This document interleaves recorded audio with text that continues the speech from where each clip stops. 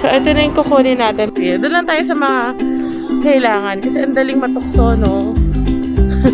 Andito ako ngayon sa spare room namin. So, papakita ko sa inyo kung gaano siya kadumi.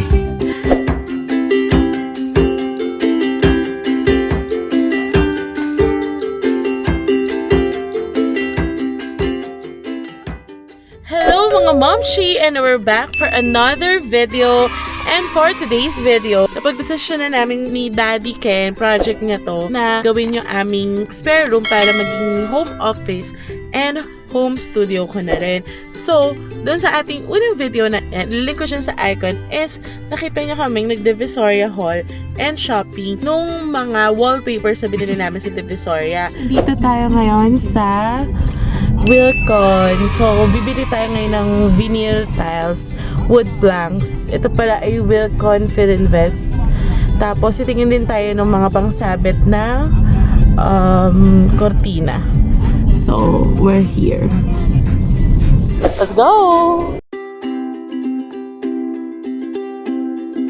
No facial, no entry, and practice social distancing for your safety. Pag napupunta kami sa mga lugar, mga ma'am, nagamit lang kami ng QR code kasi nakakatamad magsulat. So, Daddy, saan tayo pupunta? Ikaw bida dito. Saan mo binili po? Adola po. Adola.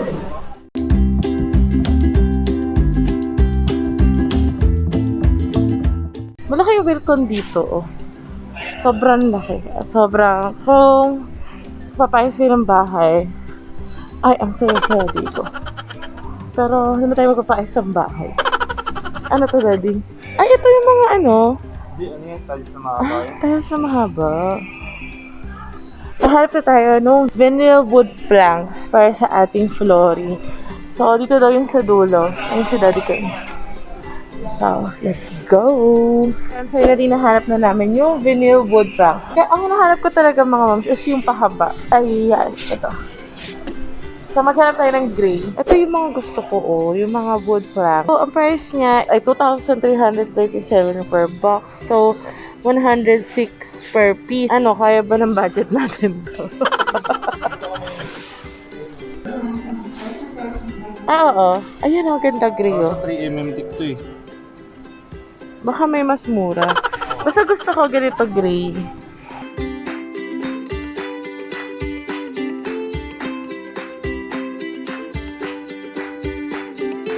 Ito, mas nakahanap kami ng mas mura. 1,000 lang per box. Gray ba yung ano mo? Medyo gray kasi yung color na bet ko eh. Ito, pasado naman na sa akin to. Ganito. Light gray. So, ito na yung kukunin natin. 4 na box na yung kailangan namin ito. Tapos, kailangan din natin bumili nito. 600 to na pandikit. So, yun. Nakapili na kami. And, take over budget. Madami talaga pala kayong kailangan, Daddy, no? Akala mo lang konti. Akala ko mga 3,500 okay na. Pero, hindi naman super over budget kasi 4,000. Medyo 1,000 lang yung inangat sa budget. At saka, syempre may pandikit pa pala. So, yun, guys. And, punta kami ngayon, maghahanap kami nung sa cortina. So, yun. We'll be back. Bye-bye! Magkano daw yan? 1,119. Yan na yung pinakamura, ate. Yung 969 yan. Mas okay na yung 169. At kinaya ako ni Daddy dito sa bilihin na ilaw. May pambili ka ba ng ilaw? Wala naman. Char. Wala ba yung ano? Yung rechargeable lang. Yung hindi mo na wiringan. Emergency light. Okay. Doon lang tayo sa mga kailangan. Kasi ang daling matukso, no? A few moments later. So, napag-desisyon na ni Dada na palitan yung ilaw doon sa office ng mas malakas. Parang doon sa kalamama, no? LED na mas malakas. Para pag nagsushoot din, maganda yung ilaw. Mga ilang watts ba yung maganda mag-shoot? Ayan! Malakas na yung Dada, diba?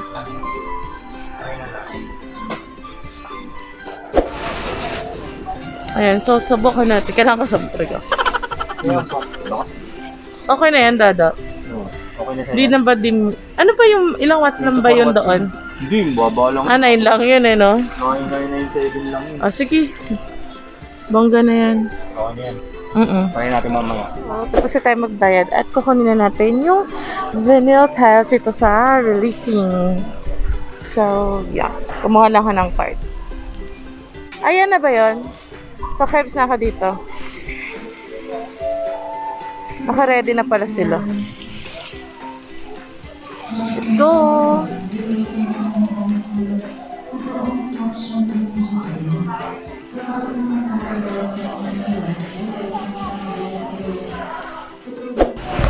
Okay, so finally, we're done dito sa Wilcon. And, okay naman, medyo konti lang naman yung overbud. Pero okay na yon. At least yung mga necessity lang yung nabili natin. So far, okay na. Makakapag-start na kami. Ang araw. Ayun. So, bye, Wilcon!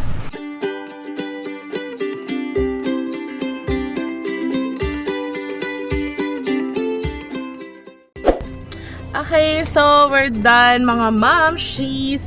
And sobrang bilis lang natin dati, no? Like mga 1 hour lang kami kasi hindi na kami masyadong sumegway. Yung mga kailangan lang talaga sa loob ng office. Kahit nakaka-temp, ang dami pwedeng bilhin, pero pikit mata talaga.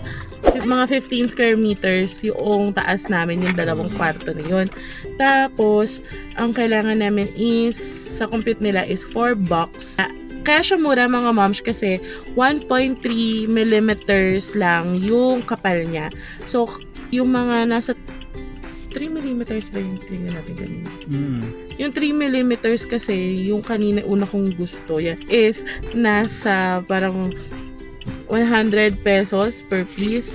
So, nasa halos 3,000, 2,000 plus per box. So, ang layo.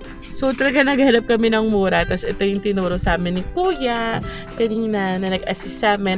So, 1,000 siya. 4 box na. Tapos, 1.3 millimeters. So, manipis lang talaga siya, mga moms. And, 4 by 36 yung size niya.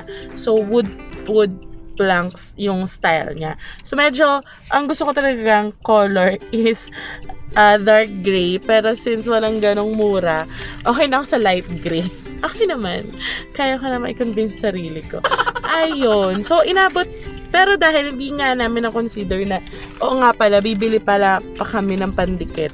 So, ano yung chika ni Kuya dun sa pandikit? Kasi ano yun, yung kakabitan kasi is bato.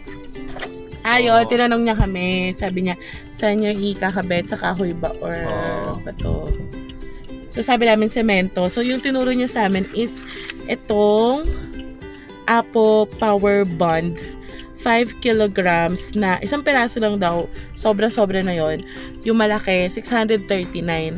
So, yung inabot ng namin, ng vinyl planks is 4 box. Ang price niya per box is 1,072 pesos. So, ang total is 4,291. Yun. So, dun talaga ako nag-over budget kasi expectation ko 3,000 lang.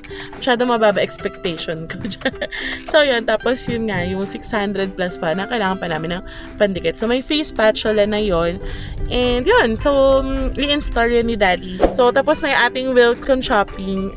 Bye! Hello, mga momshi! So, ngayon ay nakauwi na tayo sa bahay namin. And, andito ako ngayon sa spare room namin. So, papakita ko sa inyo kung gaano siya kadumi. And bago ibaba ni Daddy yung mga gamit dito para makapag-start na siya ng walls. So, magkakabit muna ng wallpaper. And so, papakita ko na lang din. Mabilis lang. Eto na. Ang grand reveal.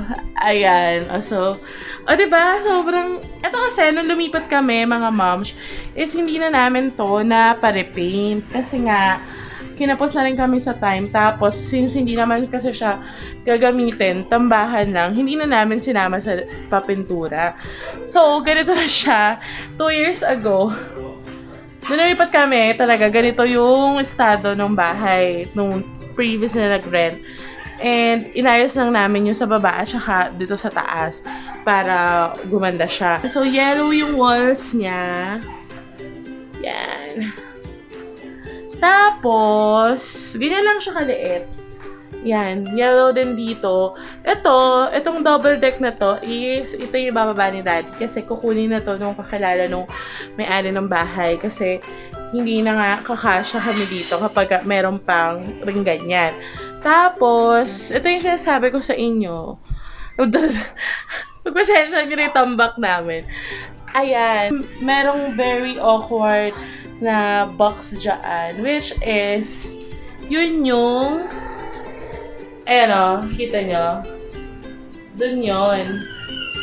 Ayan, dun yun sa may parang, ganun yung ginawa nilang design. So, meron dyang awkward space. Yan yung lalagyan ni Dada. Yan yung lalagyan ni Dada ng plywood. Tapos, gagawin naman siyang parang storage cabinet. Kasi, tingnan niyo yung mga kalat namin. O, diba? Hindi maiwasan yung mga tambak. Diba? Dami mga stuff. Actually, nag-declutter na kami niyan ha. Pero, ang dami pa rin talaga. So, kailangan namin i-deal with ito. Mga kalat. Pero, konti lang naman niya. Makala marami kasi may, mataas siya. So, yon. Bale, ang plano natin dito is i-white wall bricks natin to. Buong walls. Yan. Yan. White wall bricks. Tapos, dito naman sa floor, na meron dyang linoleum. Yan. Yan. Is, papalitan natin ang vinyl tiles. So, yon. Tapos, may binili kami, dibang curtain rod. Kasi, kung makikita nyo, alambre yun nandun. So, papalitan natin yan ng curtain rod. And, bumili ako ng cortina sa Divisoria na i-haul ko maya-maya. So, yun lang gagawin natin dito. Pagmasdan nyo na last look ng very, very, very makalat na spare room. And, yun, papalitan din natin yung ilaw dyan. Kaya bumili kami ng LED na ilaw na medyo parang mas malaki and 24 watts para maganda. Yun lang, mga moms. And, yeah. Sisimula na ni Daddy Ken magtrabaho at ibababa na niya yung mga dapat ibaba dito para makapag-start na kami. And ma-assess na rin namin kung anong itsura nitong room. So yun, balikan na lang namin kayo later. And then, again, thank you very much. Bye-bye! Yung masipag na asawa. Dali, sabi nung ano pa lang kami walls. Pero hindi simple to ha, mga mom. Siya pa wallpaper. Ano na yan. Mahirap siya. Kahit self-adhesive. No, Daddy? Nasukat-sukat pa niya. Para lapat. Ayan. So, kinakabit na ngayon ni Dada yung isang type of wallpaper. Diba ang ganda niya? Ang ganda.